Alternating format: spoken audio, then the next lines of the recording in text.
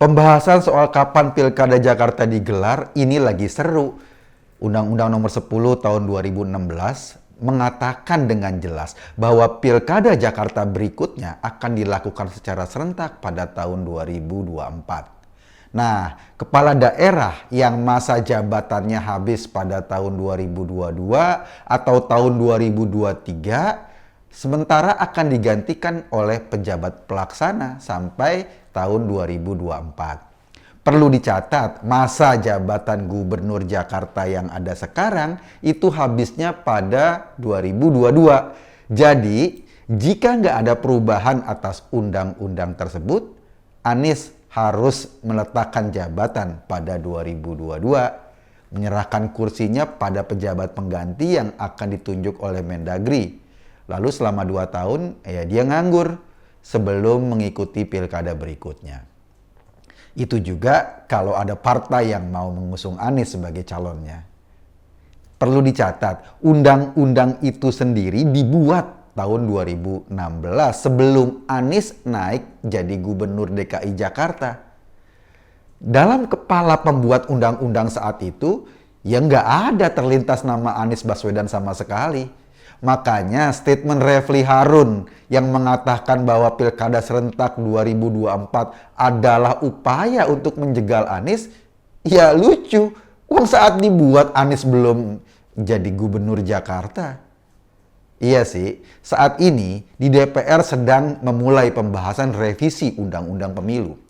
Di dalamnya bisa saja memasukkan jadwal pilkada baru. Dengan pembahasan itu dimungkinkan beberapa pasal dalam undang-undang sebelumnya direvisi atau dianulir.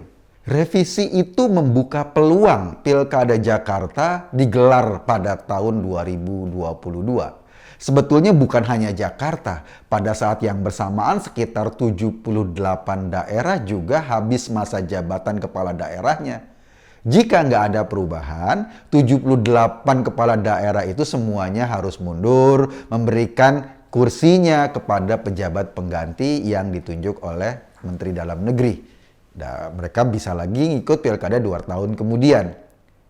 Ide tentang pilkada serentak ini sebetulnya didasarkan pada asas efisiensi.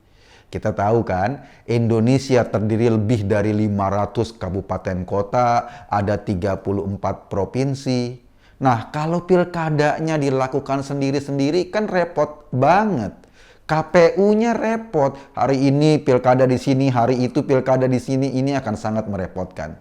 Ketika tentang pilkada dibahas tahun 2016, ditetapkan pada undang-undang itu pilkada serentak nanti tahun 2024. Terus nanti diteruskan lagi jadi pilkada serentak tahun 2027. Disinilah serunya.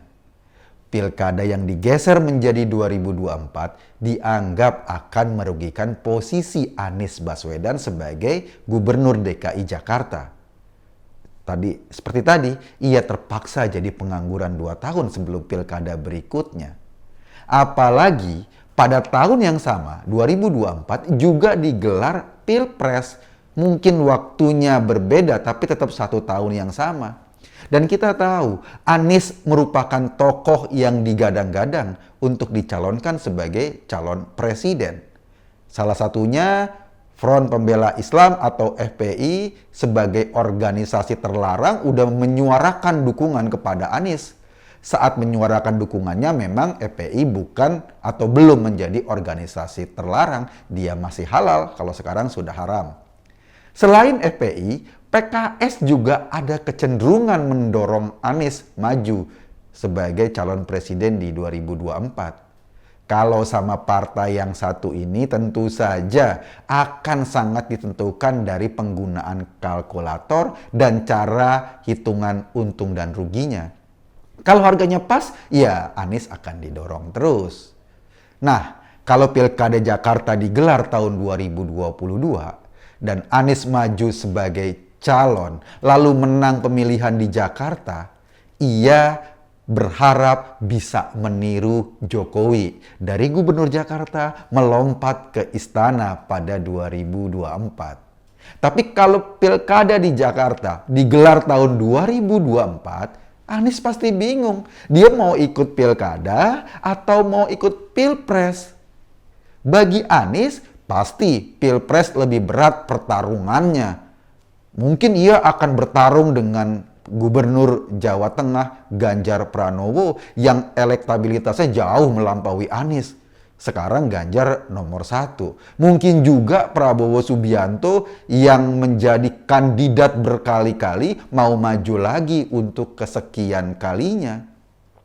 Diperkirakan ya, pada 2024 nanti, Pilpres akan diikuti oleh lebih dari 2 pasang calon. Sementara sebagai petahana di DKI, jika Anies bertarung untuk jabatan kedua sebagai gubernur, peluang menangnya ya masih terbuka. Wajar dia petahana. Lawan yang lumayan menantang di Jakarta kabarnya adalah Tri Risma hari ini yang sekarang menjabat sebagai Mensos. Jadi ketika kemarin misalnya Bu Risma sibuk ngurus gelandangan di Jakarta, wajar kalau timnya Anies kebakaran celana dalam. Mereka mulai melihat gerakan Risma sebagai ancaman gubernur yang existing sekarang. Ada satu hal lagi yang penting. Ini menyangkut soal duit yang udah keluar untuk ajang Formula E di Jakarta. Meski udah dipanjer atau dikasih DP 560 miliar, serta ada pengeluaran ini itu, ternyata Jakarta nggak masuk dalam agenda ajang Formula E dunia. Pada agenda 2021 ini atau kalender 2021 ini tidak ada nama Jakarta tercantum di sana. Lalu gimana dengan 2022? Kan belum tentu juga. Nah, bisa bayangin nggak? Jika sampai masa jabatannya habis, sementara ajang balap Tamiya itu nggak juga digelar di Jakarta. Padahal duit udah keluar banyak. Terus gimana cara gubernur mempertanggungjawabkannya? Nah, ini kan bahaya. Artinya apa? Artinya kalau ajang Formula E atau ajang balap Tamiya ini tidak dilakukan 2022, Anies sudah menyerahkan jabatan, bisa berakibat Anies dipenjara.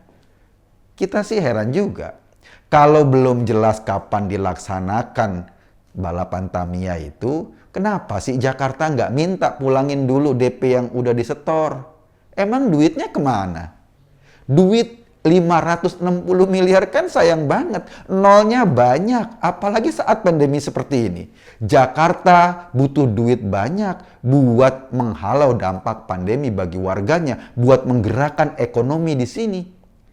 Kalau dihitung-hitung, total biaya untuk ajang balap Tamiya itu kabarnya mencapai 1,6 triliun. Sementara dalam hitungan para pelaksananya, dampak ekonomi langsungnya buat Jakarta cuma 600 miliar. Artinya dengan digelar ajang itu justru kita nombok 1 triliun. Woi, kondisi lagi susah kita buang-buang duit 1 triliun. Kita juga heran. Dalam kasus COVID-19 misalnya, kenapa sih Gubernur Anies lebih memilih menyerahkan penanganan COVID-19 Jakarta ke pemerintah pusat, sementara pada rencana balap Tamiya yang nggak jelas itu, ia kekeh nggak mau berubah, nggak mau minta lagi DP yang sudah dibayarkan.